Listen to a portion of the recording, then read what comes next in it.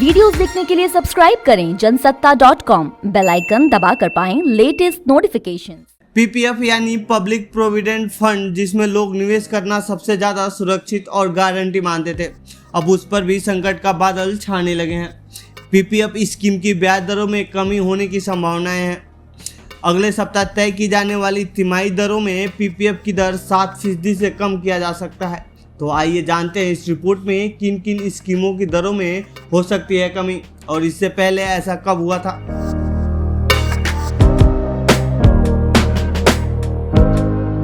दरअसल यह पहला मौका ऐसा नहीं है जब पीपीएफ की ब्याज दर 7% से कम आंकी जा रही है।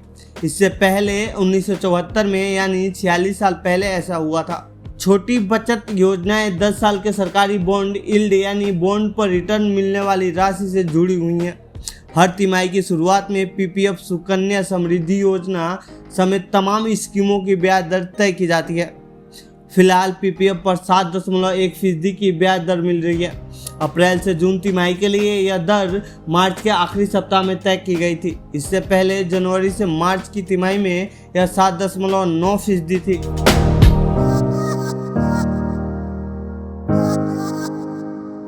इसके अलावा सीनियर सिटीजन सेविंग स्कीम की ब्याज दर में भी बड़ी कटौती हुई है।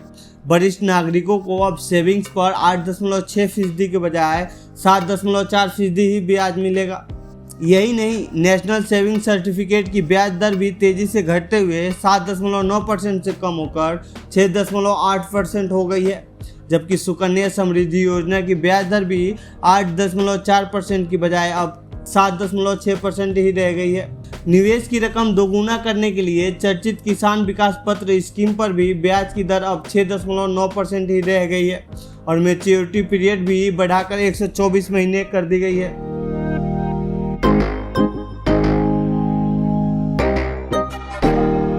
बता दें कि छोटी बचत योजनाओं की ब्याज दर में अक्सर कमी आती है। जब बैंकों में जमा रकम की ब्याज कम होती है तो एफडी की दरों में भी तेजी से कमी आती है। एसबीआई यानी स्टेट बैंक ऑफ इंडिया फिलहाल 7 से 45 दिनों के डिपॉजिट पर 2.9% का ब्याज दे रहा है, जो सेविंग्स अकाउंट पर मिल रहे 2.7% के ब्याज से थोड़ा ही अधिक है। वहीं कोटक महिंद्रा बैंक और HDFC bank short term FD पर सेविंग अकाउंट से भी कम इंटरेस्ट दे रहे हैं। बता दें कि पीपीएफ अकाउंट का मैच्योरिटी पीरियड 15 साल होता है, जिसमें साल में कम से कम 500 रुपये और अधिकतम 1.5 लाख रुपये तक का निवेश किया जा सकता है।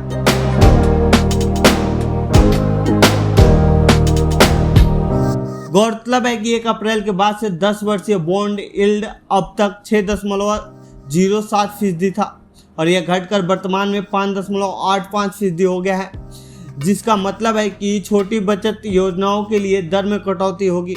दर में कटौती से पहले निवेशकों को तेजी से कार्य करने और उच्च दरों पर खुद को लॉक करने की आवश्यकता होती है। दर में कटौती से पहले खरीदे गए एनएससी यानी नेशनल स्टॉक एक्सचेंज और किसान विकास पत्र यानी केवीपी अपने वादे के अनुसार मैच्योरिटी तक तय किए गए पुराने ब्याज दर ही देते रहेंगे। यहाँ तक कि सीनियर सिटीजन सेविंग स्कीम भी यही रेट देगी, लेकिन पीपीएफ और सुकन्या योजना में निवेश प्रभावित होगा। तो ये थी पीपीएफ के ब्याज दरों में हो रही कमी पर हमारी रिपोर्ट। आपको कैसी लगी हमें कमेंट बॉक्स में जरूर बताएं। साथ ही इसमें और कुछ आप क्या जानना चाहते हैं कमेंट बॉक्स में जरूर लिखें। बाकी देश दुनिया की खबरों के लिए बने रहिए जनसत्ता के साथ। धन्यवाद।